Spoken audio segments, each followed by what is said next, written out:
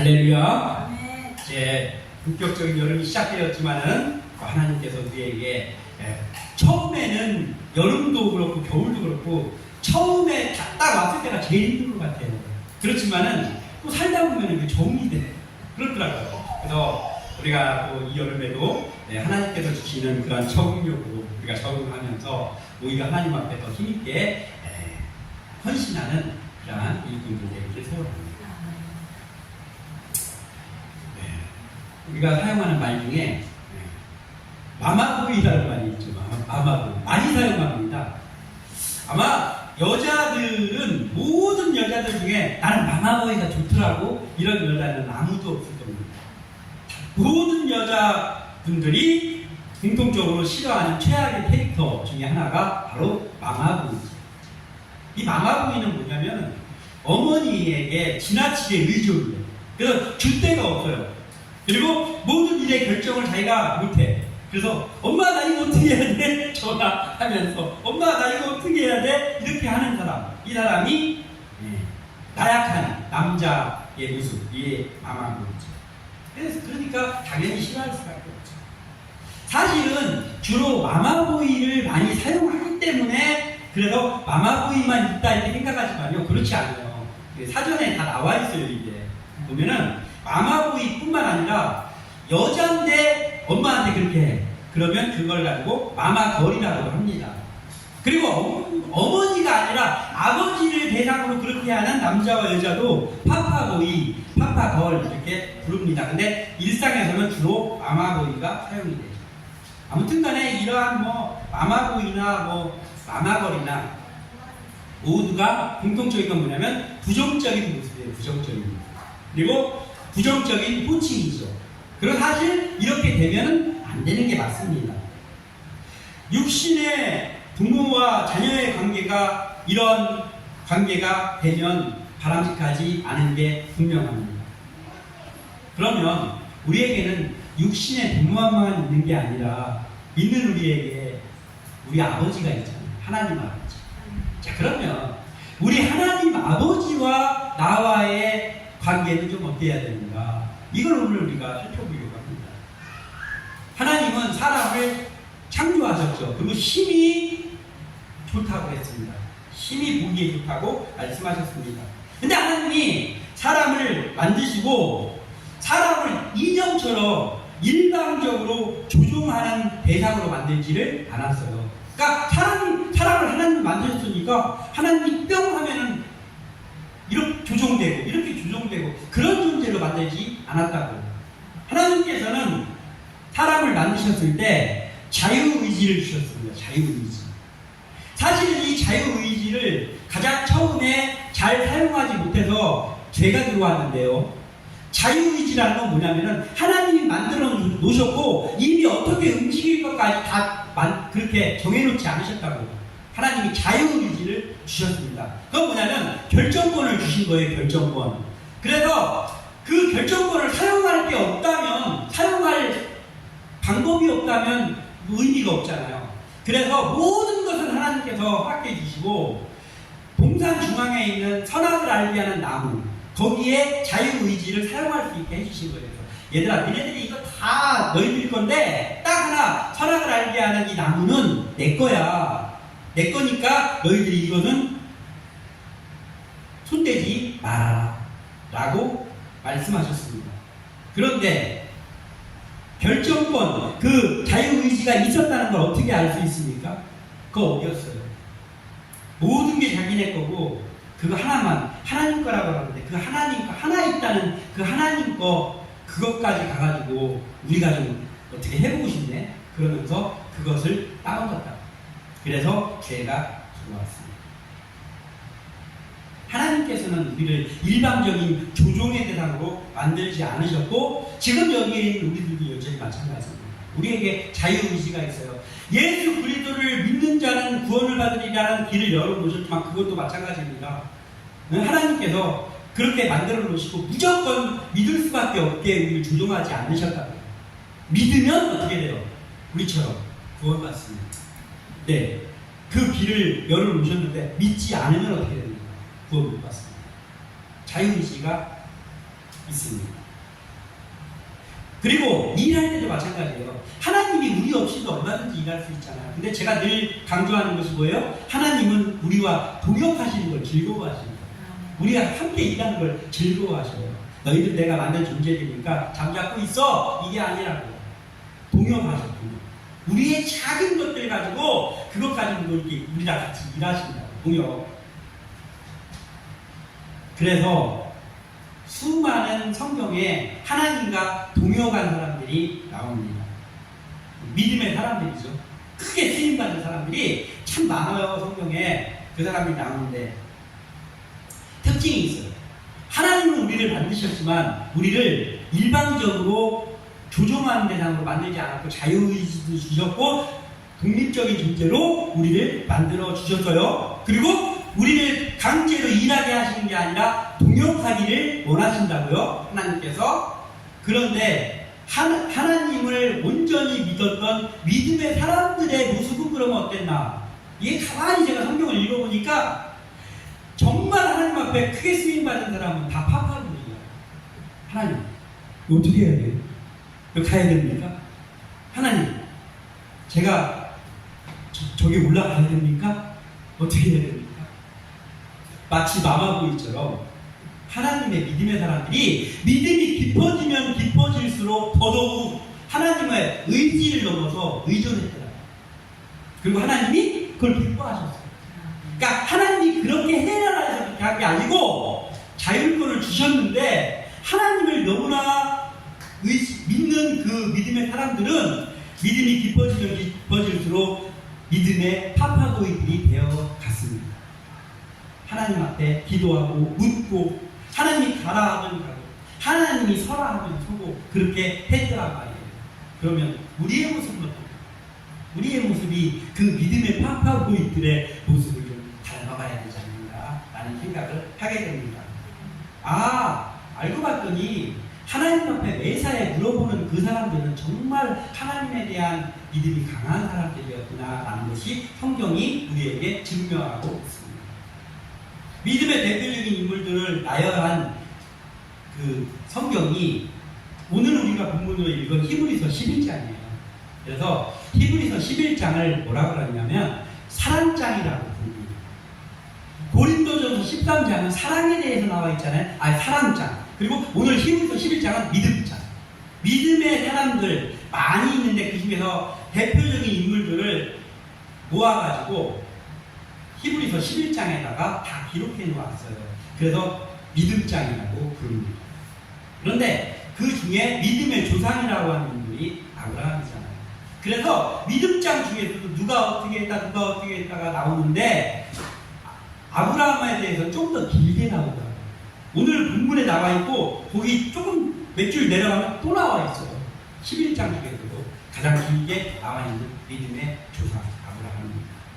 오늘 이것을 우리가 살펴보면서 아브라함이 대표적인 성경의 믿음의 파파보인데 이 아브라함이 어떻게 했나를 우리가 살펴보면서 우리도 믿음의 파파보이 육신의 부모에 대해서는 마마걸 되지 않고 그렇게 살아야 되지만 믿음에 있어서는 우리가 좀 믿음의 파파보이가 되기를 소원합니다. 첫 번째로 우리가 살펴볼 것은 믿음의 파파보이인 아브라함은 갈 바를 알지 못해도 순종했다라는 거예요. 갈 바를 알지 못해 순종해. 아브라함은요 말씀에 순종하는 사람이었어요. 철저하게 순종했습니다. 그런데 하나님의 그 말씀이 이해가 되면 일리가 있습니다. 순종하고 자기에게 이해가 안 되면 순종 안 하는 사람이 아니었어요. 그러면 그 믿음의 파파보이가 아니죠. 하나님 어떻게 할까요? 하나님 해라. 근데 내가 이해가 안 돼. 그래도 아브라함은 어떻게 했어요? 알겠습니다. 순종했다. 8절을 우리가 한번 같이 읽어보겠습니다. 8절 시작. 믿음으로 아브라함은 부르심을 받았을 때에 순종하여 장래의 유업으로 받을 땅에 나아갈새 갈 바를 알지 못하고 나아갔으며. 아멘. 어떻게 기록되어 있나요? 하나님께서 아브라함을 부르셨는데 그때 아브라함이 순종했어요. 근데 갈 바를 알지 못하고. 이게 뭐예요? 이해가 안 됐다는 거예요. 어디로 가야 되는지 모르고 순종해서 갈 바를 알고. 아니 하나님 저한테 부르셔가지고 저를 따라오라고 했는데 어디로 가는지도 알려주시지도 않았는데 어떡합니까? 이런 거예요. 갈 바를 알지 못하고 하나님을 따라갔습니다. 오늘 오후에 올해에 있는 마지막 임직식이 있어요. 온양성결교회에서. 그래서 제가 또 오늘도 끝나면 목사 중창단으로 가서 섬깁니다. 근데 오늘 그 임직식에서 부르는 찬양 제목이 갈 바를 알지 못하고요. 공교롭게도 갈 바를 알지 못하고요. 이 찬양이 뭐냐면요. 온양교회에 저랑도 친하게 지내는 목사님인데 그 이재도 목사님이에요. 이재도 목사님. 근데 이 이재도 목사님이 20여 년 전에, 훨씬 전에 그 외국에 선교사로 몇 년 갔다 온 적이 있어요. 근데 그 선교사로 갈 날을 앞두고 불안하기도 하고 두렵기도 하잖아요. 그때 그냥 끄적끄적 곡을 하나를 쓴 거예요. 자기 고백을 담아가지고. 그 이재동 목사님이 작곡한 곡이 갈 바를 알지 못하고. 그래가지고 이재동 목사님이 우리한테 부탁을 한 거예요. 제게 우리 임직식에 20년 전에 제가 작곡해놨던 갈 바를 알지 못하고 라는 노래인데 이걸 좀 우리가 이번에는 좀 우리 교회에서 할 때 이걸 특성을 좀 해주셨으면 좋겠습니다. 이렇게 해가지고 그걸 수락을 해가지고 우리가 이걸 연습을 해가지고 하는 거예요. 그래서 우리가 파음도 더 이제 지휘자 목사님께 조금 이렇게 하고 해가지고 제가 파음을 담당하는데 그렇게 해가지고 부르는 거예요. 그래서 이 온양교회에 오늘 세워지는 임직자들이 이 찬양처럼 갈 바를 알지 못하고 때에 따라서는 하나님의 말씀이 이해가 안 될지라도 아브라함처럼 순종할 수 있는 그러한 직분자들로 좀 세워졌으면 좋겠다 하는 마음입니다. 남의 교회 임직시키니까 가서 그냥 찬양하고 부르고 오면 되지 뭐. 그런 마음이 아니에요. 거기 가서 찬양 부르면서 어떻게 하냐면요. 오늘 이 임직식 하는 이 임직식이 우리 교회에서 속히 이런 임직식을 할 수 있기를 소원합니다. 이렇게 기도하거든요. 이루어지실 수 있습니다. 아무튼 이 갈 바를 알지 못하고 아브라함이 하나님의 말씀에 따라서 갔습니다. 근데 그러면 아브라함이 살던 지역이 갈대아 우르라는 곳이에요. 갈대아 우르. 이게 갈대아 우르가 어떤 곳인가 이게 감동이 안 오잖아요. 갈대아 우르가 어디인데 라고 한다면요.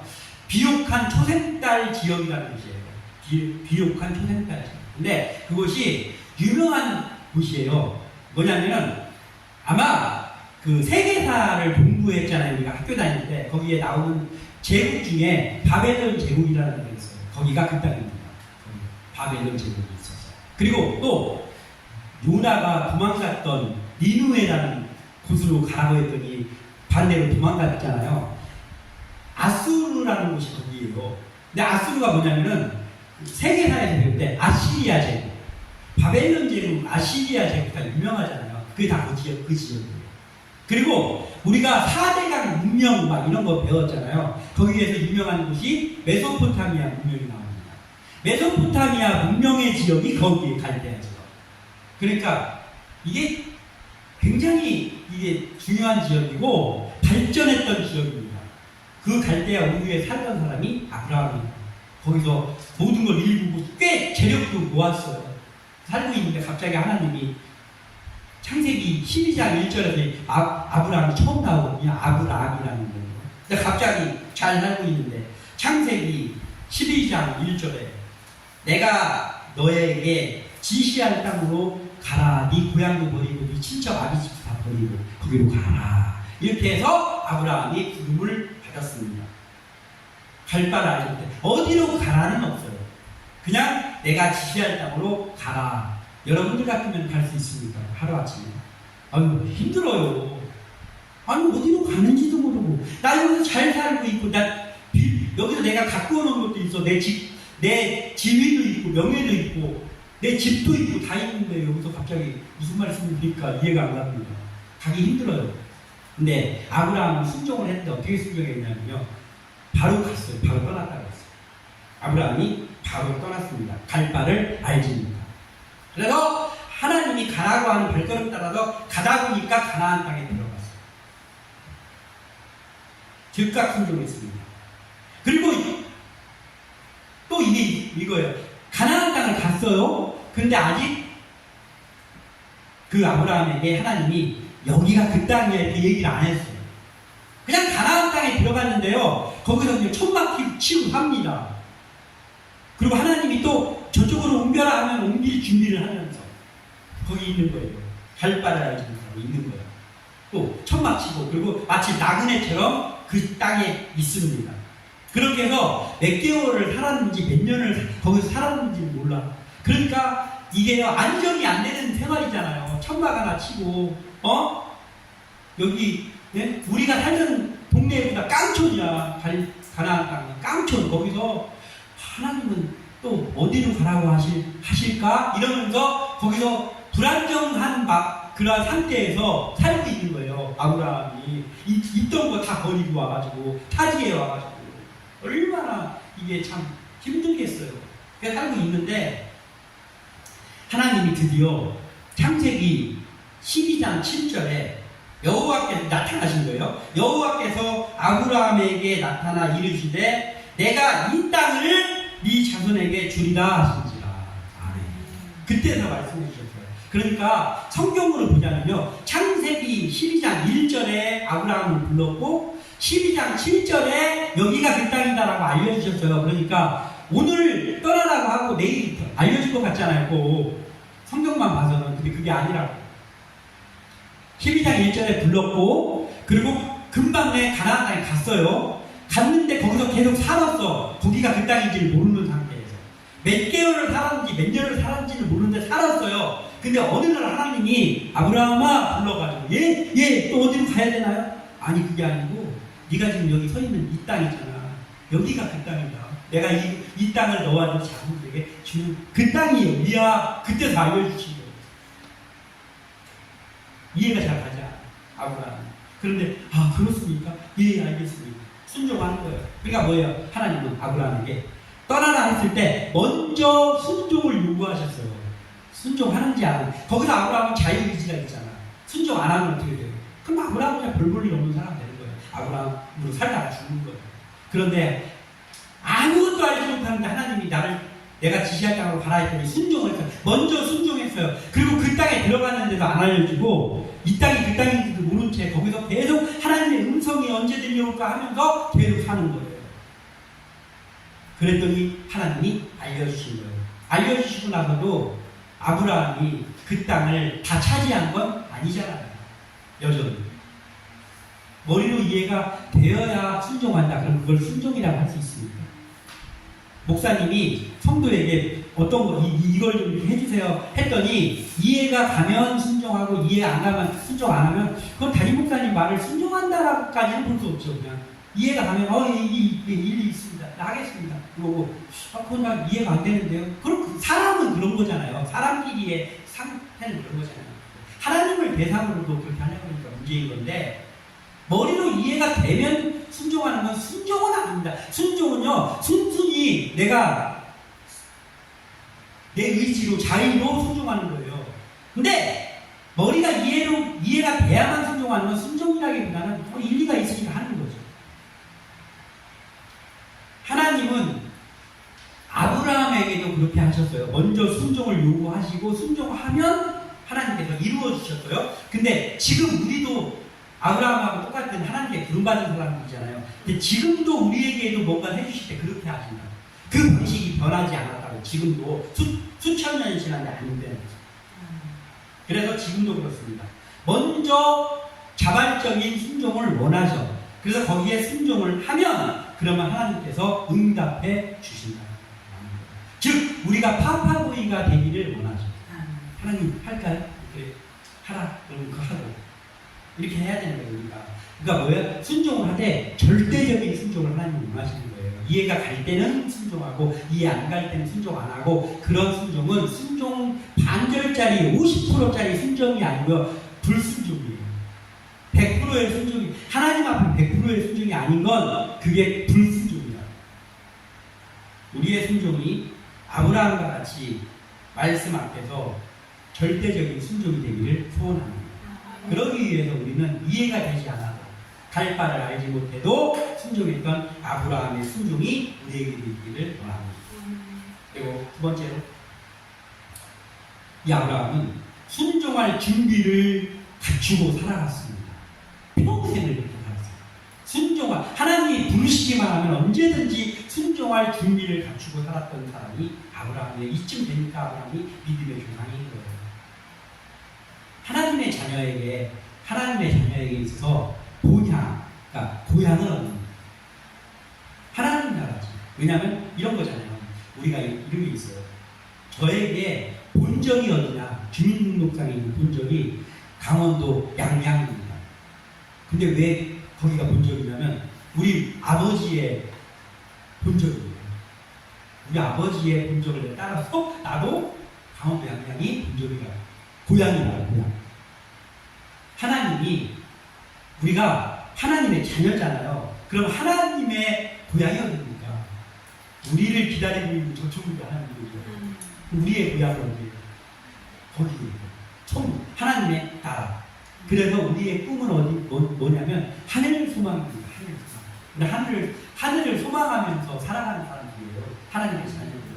그냥 이 땅이 전부라고 살아가면 그게 하나님의 자녀로서의 자존감이 좀 떨어진 사람들이에요. 우리는요, 이 땅이 전부가 아니라 하늘 소망을 하는 사람들이에요. 자부심이 있어요. 하늘 소망에 찬양이 있습니다. 우리도 가끔 불러요. 1년에 한 번 정도 부르는 것 같아요. 근데 왜냐하면 불러야 될 찬양이 많아서 어쩔 수 없이 예배절 찬양은 1년에 한 번 정도 부르는 것 뿐이지 이 찬양이 참 좋은 찬양입니다. 이 찬양의 가사에 주님의 나라에 이를 때까지 순례의 걸음을 멈추지 않는다. 어떤 시련이 와도 난 두렵지 않네. 주와 함께 걷는 이 미래. 이런 가사가 있어요. 멋있는 가사잖아요. 우리가 주님의 나라의 일을 하는 소망을 하면서 순례의 길이 뭐예요? 나그네의 길이라는 거예요. 나그네의 길을 멈추지 않으며 또 이 나그네 길을 사는 동안에 어떤 시련이 와도 나는 두려워하지 않습니다. 왜냐하면 이 길을 내가 주님과 함께 걷기 때문입니다. 이런 가사예요. 너무나도 멋있는 찬양이죠. 우리의 길은 영원한 약속의 땅이에요. 이스라엘 민족의 약속의 땅은 여기에 있는 이스라엘 그 지역 가나안이었잖아요. 근데 우리 하나님의 자녀인 우리의 약속의 땅은 어디냐면 저 영원한 가나안, 천국이에요. 천국. 응? 그러므로 우리가 이 땅에 살고 있잖아요. 근데 이 땅에 사는 우리의 삶이 뭐냐면 거류예요. 거류가 뭔지 안 들어본 사람들 있잖아요. 설명을 해드릴게요. 자, 9절을 읽겠습니다. 9절 시작. 믿음으로 그가 이방의 땅에 있는 것 같이 약속의 땅에 거류하여 동일한 약속을 유업으로 함께 받은 이삭 및 야곱과 더불어 장막에 거하였으니. 아멘. 여기에 이렇게 나옵니다. 이방의 땅이라는 거고요. 내가 거기에 완전히 머무르는 땅이 아니라는 거예요. 거쳐가는 땅이라는 거예요. 이방의 땅. 응? 아브라함이 하나님께서 자기에게 주신 그 땅에 살면서 마치 나그네처럼 살았다는 거예요. 나그네처럼 살면서 거기에 거류했다라고 해서 이 거류했다라는 말이 뭐냐면은 헬라어로는 파로케센이라는 말이에요. 파로케센. 이 말이 뜻이 뭐냐면 나그네처럼 기도했다 이런 뜻이에요. 나그네처럼 기도. 그러니까 언제든지 거기서 떠날 준비를 하고 살았단 말이에요. 나그네처럼. 아브라함은 일평생을 그렇게 살았습니다. 그래서 아브라함은 어떻게 살았냐면 천막에서 살았어요. 아브라함이 장막에 거하였던 이 장막은 천막이에요. 천막에서 살았어요. 그래갖고 언제든지 떠날 준비를 하면서 살았는데 일평생 살았고 아브라함만 그렇게 사는 게 아니고 아브라함의 아들 이삭인데 이삭도 파파보이야. 믿음의 파파보이. 그래서 이삭도 그렇게 살았어. 그리고 이삭의 아들 아브라함의 손자는 야곱인데 야곱도 그렇게 살았대. 이삭 및 야곱과 더불어 여기에 써있지는 않았지만 요셉도 그렇게 살았어요. 믿음의 파파보이도 다 그렇게 살았어요. 내가 여기가 내가 전부가 아니다. 여기가 끝이 아니야 라고 하면서 사는 거예요. 나그네처럼. 그리고 언제든지 하나님 부르시면 바로 떠날 준비를 하면서 장막에 살았습니다. 약속의 땅에 거류했는데도 그랬단 말이에요. 약속의 땅에 갔는데도 거기서도 하나님이 가라 하면 갈 준비를 하고 살았어요. 아브라함. 그리고 이삭도, 야곱도, 요셉도 그렇게 살았습니다. 근데 이 약속의 땅에서요, 아브라함이 처음으로 자기 소유를 처음으로 얻은 땅이 있어요. 처음으로 얻은 땅. 거기가 어디냐면은 살다가 그 아브라함이 사랑하는 아내 사라가 나이가 들어서 할머니가 돼가지고 죽었어요. 그런데 묻어줘야 되잖아. 근데 아직은 하나님이 약속한 땅이지만 거기에 내 땅 한 포도 없어, 아브라함은. 거기 언제든지 떠날 준비라는 살고 있습니다. 그래가지고 그 지역에 사는 햇사람 에브론이라는 사람한테 가가지고 이렇게 말하는 거예요. 아유, 저기 에브론 어르신, 우리 아내가 좀 죽었습니다. 묻어줘야 되는 거예요. 저희 여기 땅 한 평도 없잖아. 근데 저 보니까 당신 땅 중에 저 막벨라 굴이 무덤으로 하면 딱 좋을 것 같은데 저한테 좀 하십시오. 제가 돈 드리겠습니다. 그랬더니 에브론이 아 그러세요? 아 그럼 제가 당신에게 팔겠습니다. 이렇게 해가지고 그 에브론에게서 막벨라라는 굴을 샀어요.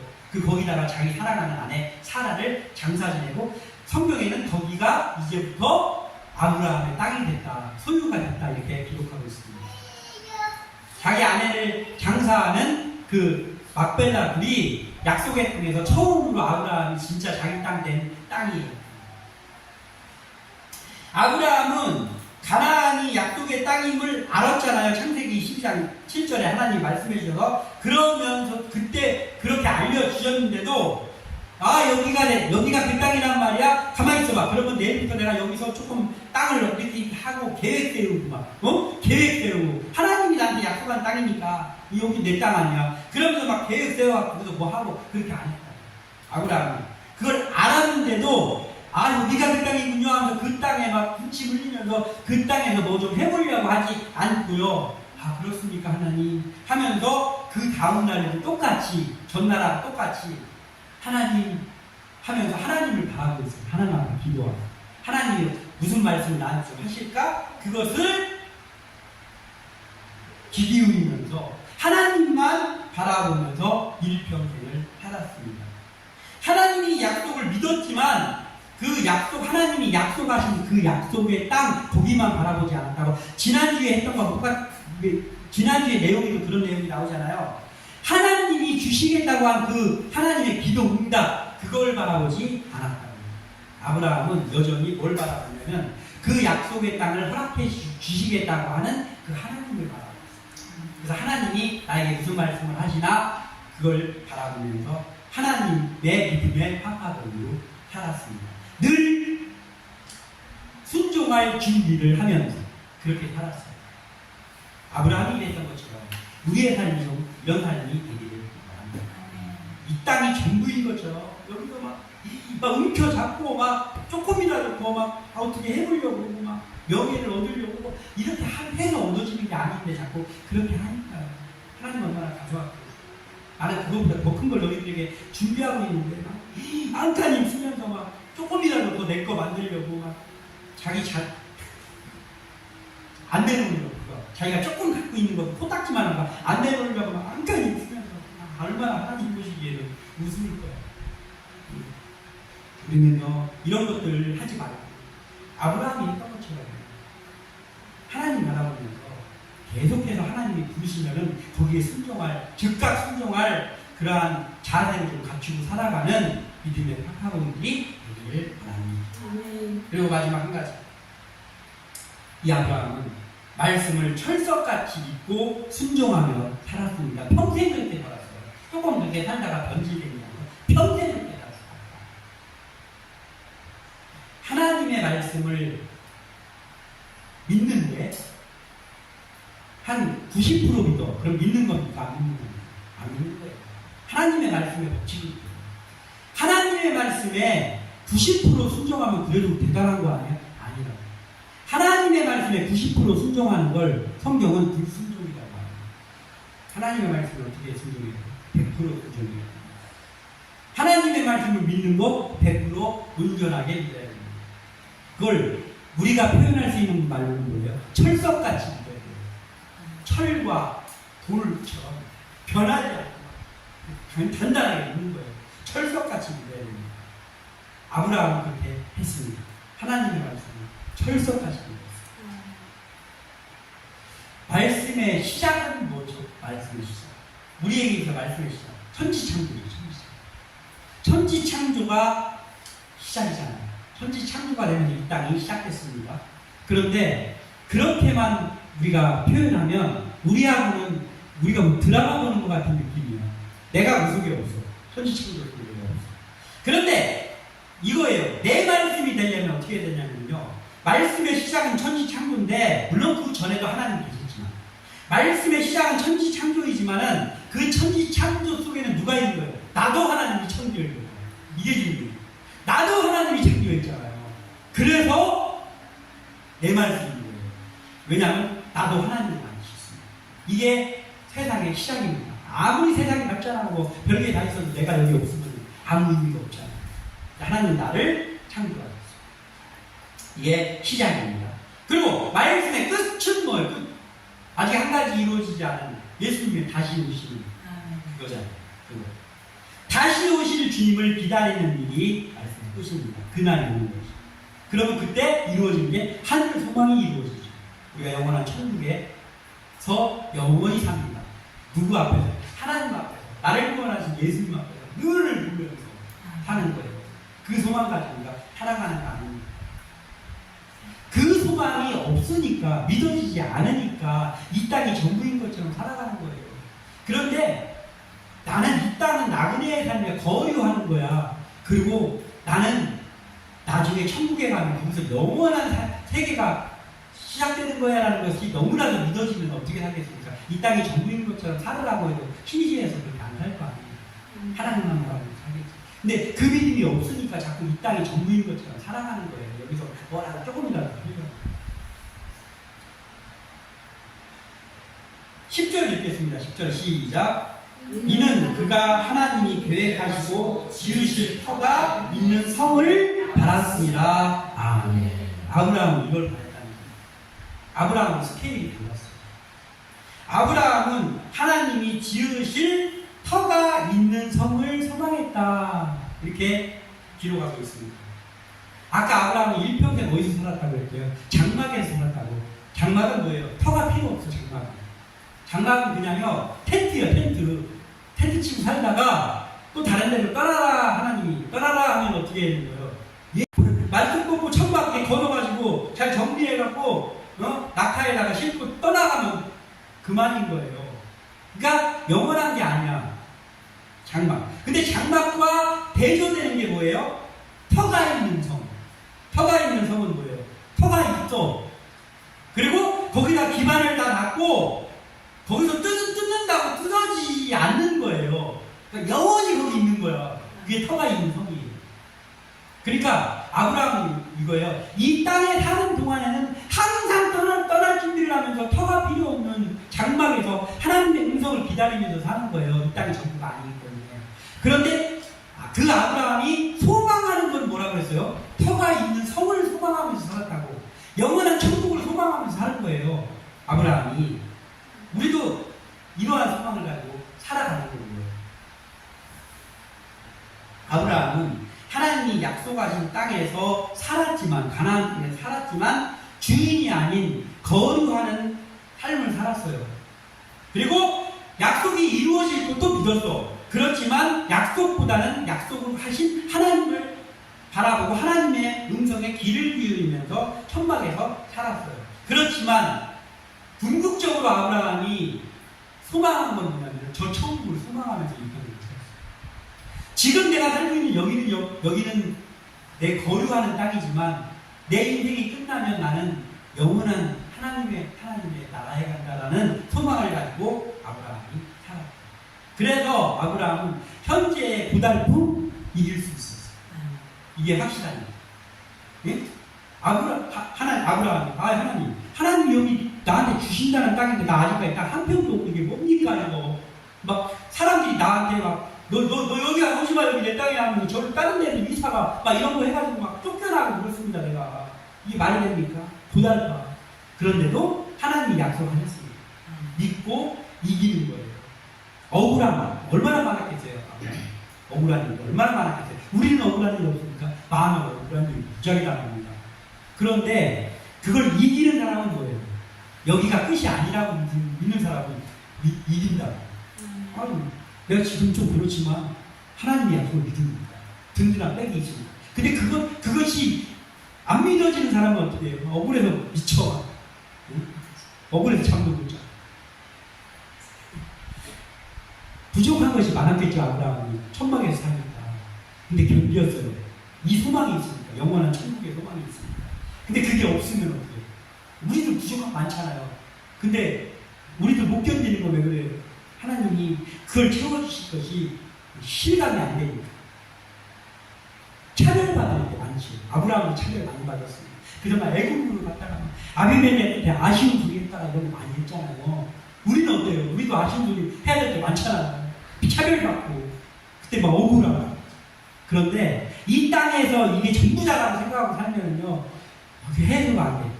그런데 하늘 소망을 품고 살면 하나님에 대해 하나님이 이루어 주신다. 그 믿음이 있으니까 견딜 수 있는 거예요. 아브라함은 그렇게 견디면서 이 병을 살았습니다. 우리도 아브라함처럼 철석같이 말씀을 믿으면서 그 소망 가지고 견디면서 살아갈 수 있기를 소망합니다. 아브라함은 지금이 끝이 아니고 하나님이 약속하신 모든 것이 이루어질 것과 그리고 영원한 하나님과의 만남, 저 천국의 소망 그게 있었고 그걸 철석같이 믿었기 때문에 아브라함은 힘있게 살아갔습니다. 아브라함은 멋있게 살아갔습니다. 우리가 하나님의 말씀을 철석같이 믿는다면 현재에 머물러 있는 시선을 좀 돌려서 하나님 앞으로 시선을 돌리기를 소원합니다. 그래서 하나님 앞에 좀 더 나아가, 좀 더 기도하고, 그리고 하나님에 대해 하나님이 이루어져야 될 것들이 내게 이루어져요. 그래서 감사하면서 또 하나님 앞에 나아가고, 이러한 아브라함과 같은 삶, 하나님의 말씀을 철석같이 믿는 삶, 그것이 되기를 소원합니다. 그러기 위해서는 우리는 적당히 의지하는 정도로 그쳐서는 안 되죠. 아브라함이 그랬던 것처럼 믿음의 사람들이 그랬던 것처럼 의지를 넘어서 하나님께 철저하게 의존하는 믿음의 파파보이들이 파파걸들이 다 되시기를 주님의 이름으로 축원합니다. 기도합니다.